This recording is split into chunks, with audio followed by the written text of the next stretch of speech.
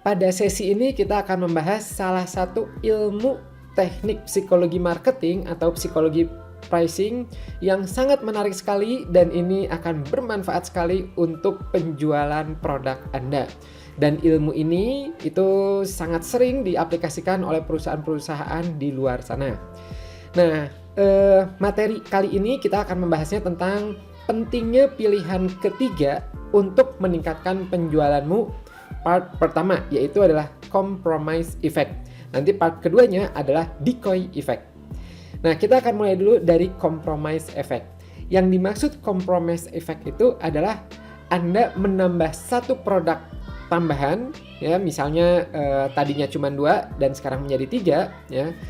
Yang mana di situ memiliki nilai dan kualitas yang lebih baik, ya, lebih bagus, dengan maksud nanti mengubah fokus calon konsumen Anda dari pilihan 1 dan pilihan 2 ke pilihan 2 dan pilihan ketiga.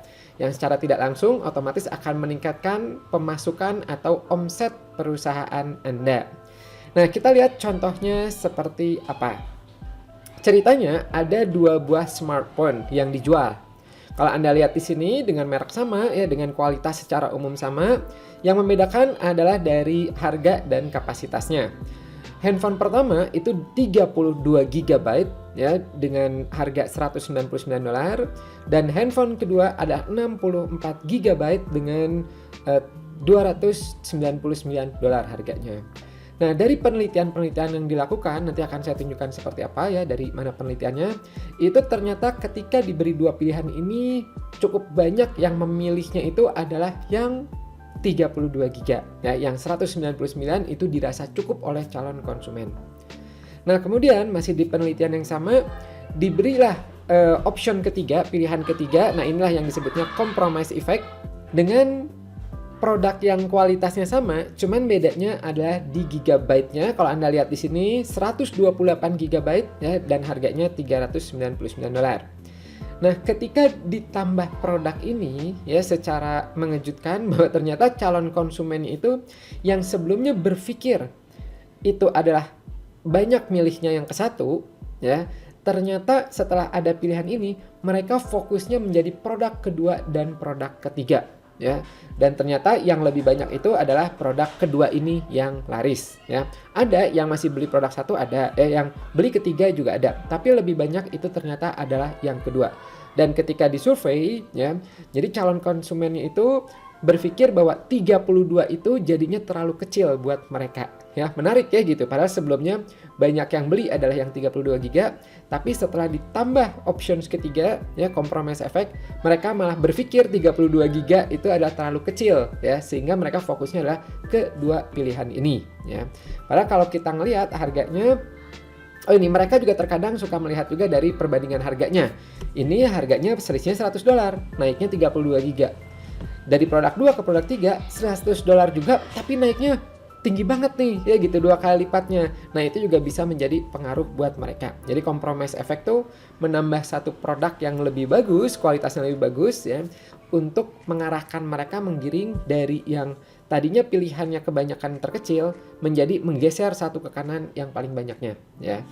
Contoh lain, nah ini, ya, yang berikutnya adalah contoh pada microwave, ya, penjualan microwave. Ini penelitiannya dilakukan oleh Simon and Tversky, ya, di tahun 1992 lalu.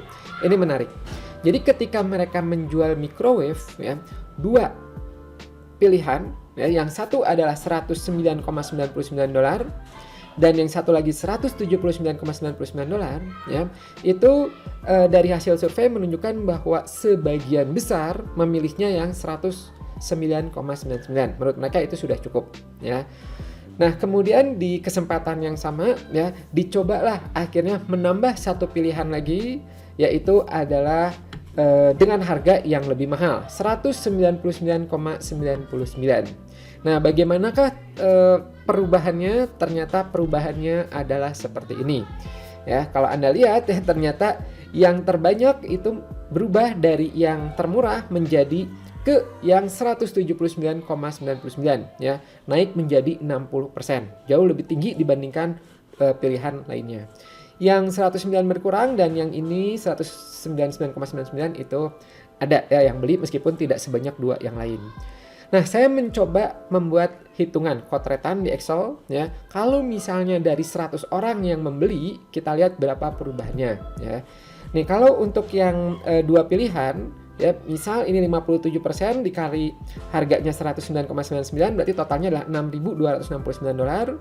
Kemudian untuk produk B itu kurang lebih $7.740 sehingga ditotalkan adalah $14.000.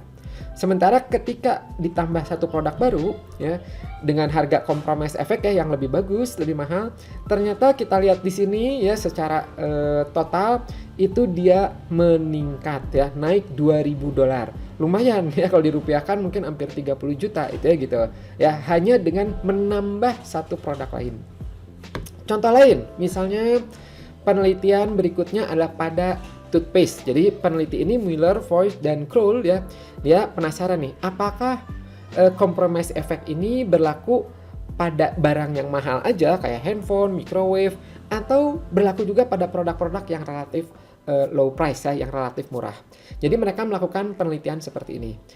Ini ada dua toothpaste ya, dan kalau kita ngelihat yang satu ini di Euro ya, di Eropa. Yang satu itu 0,84, yang satu harganya 1,59.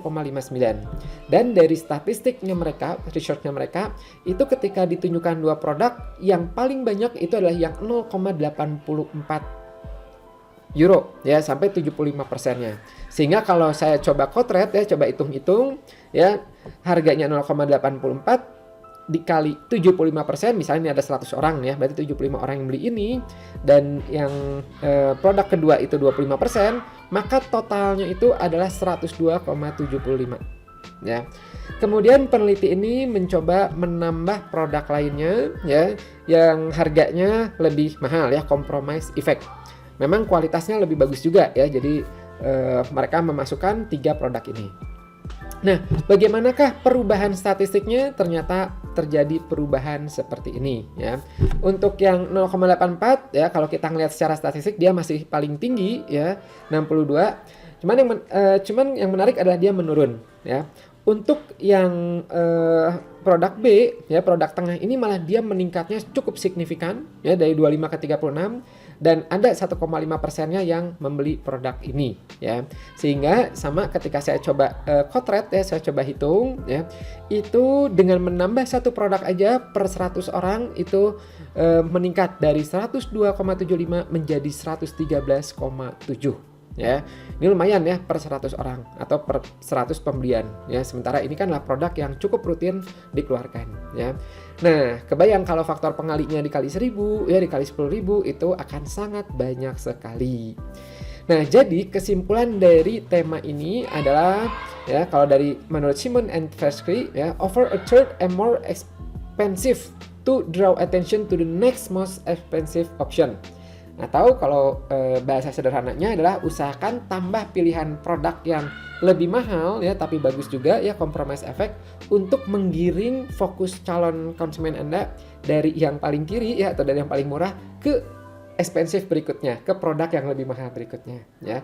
Itu menarik ya, ternyata secara psikologi itu kita bisa mengarahkan calon konsumen kita ya. Dan ini bukan decoy effect ya, decoy effect itu adalah harga pengganggu ya, itu beda lagi yang akan kita bahas di materi berikutnya. Semoga bermanfaat, semoga menginspirasi Anda, dan sampai jumpa di sesi berikutnya. Bye bye.